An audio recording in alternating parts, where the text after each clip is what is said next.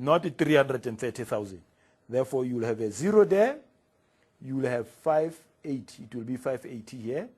Then you will have 580 minus 164. 580,000 minus 164,000. The principal is still the same. Instead here, you will have 416,000. And then you say 416 multiplied by 20%. Then you have 83,200.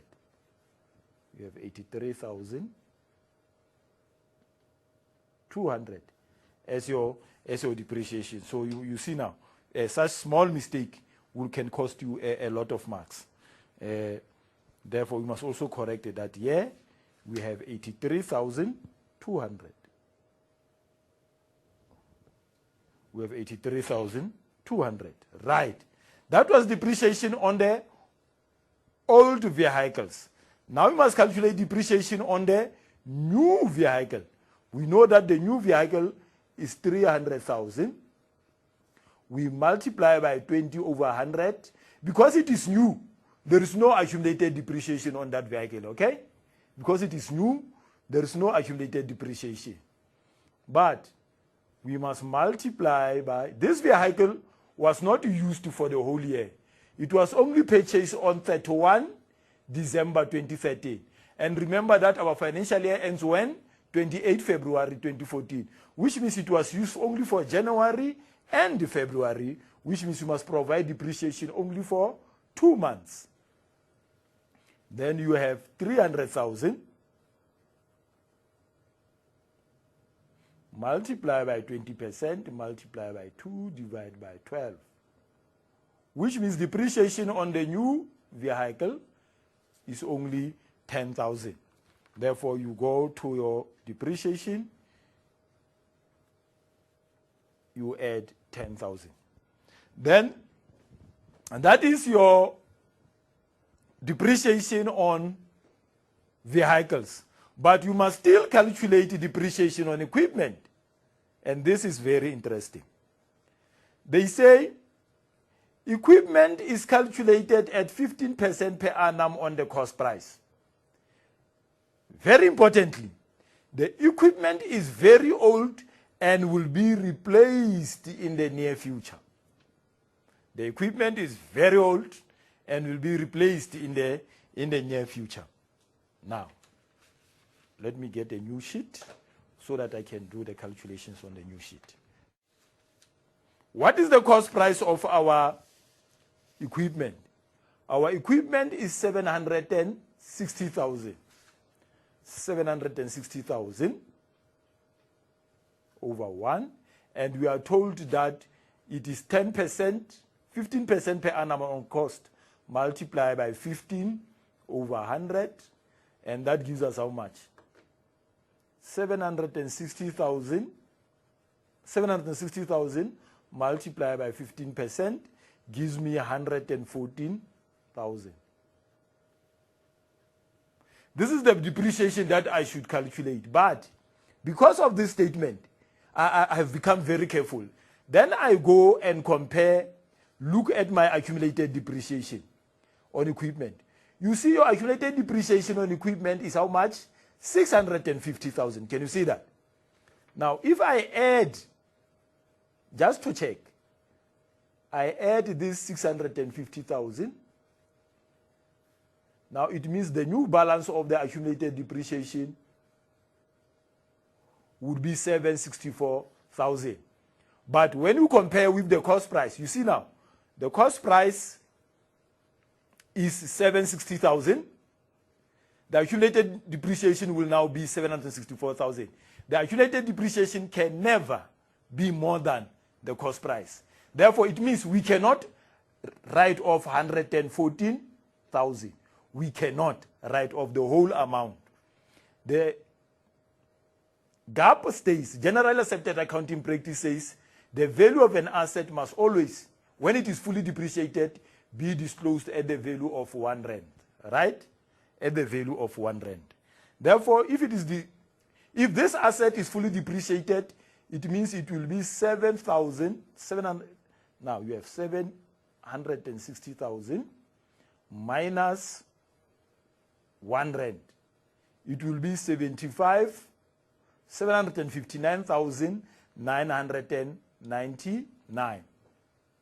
Now, what is the depreciation at the beginning, accumulated depreciation of the year?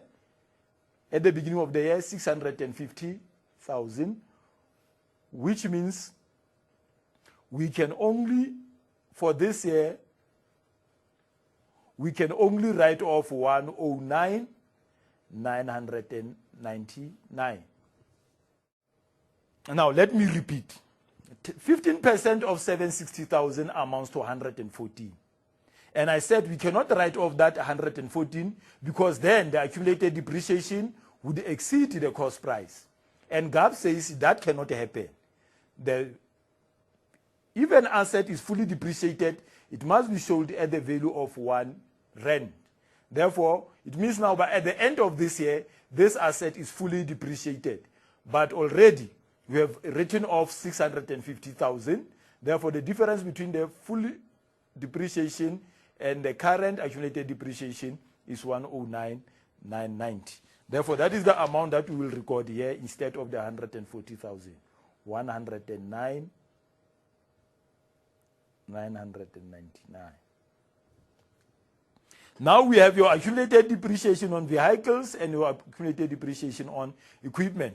Some of you wanted to make 2 separate calculations of depreciation on equipment and depreciation on vehicle. That is not allowed. You are not supposed to do that. You should show it as a single amount. Now, when you added the 3 amounts, 109.99 plus 10,000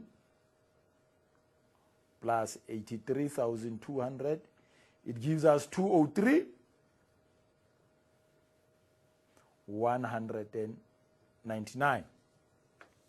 Now, we are done with the adjustment for depreciation.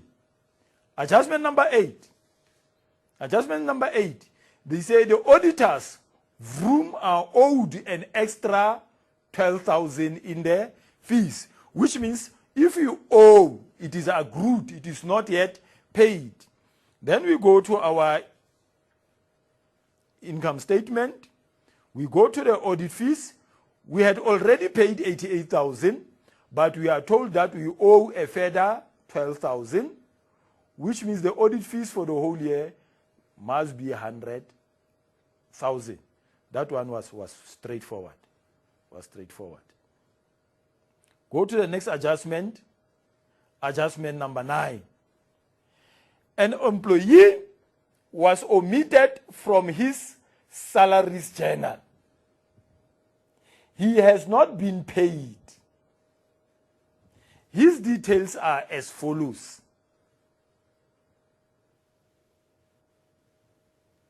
There you are.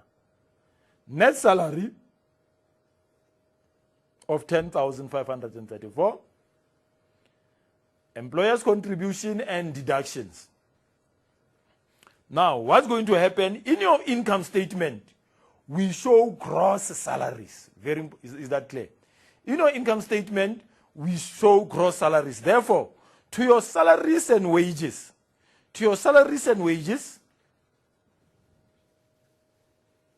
you are going to add your gross salary. And what is your gross salary? Your gross salary is your net salary of 10,538 plus the deductions.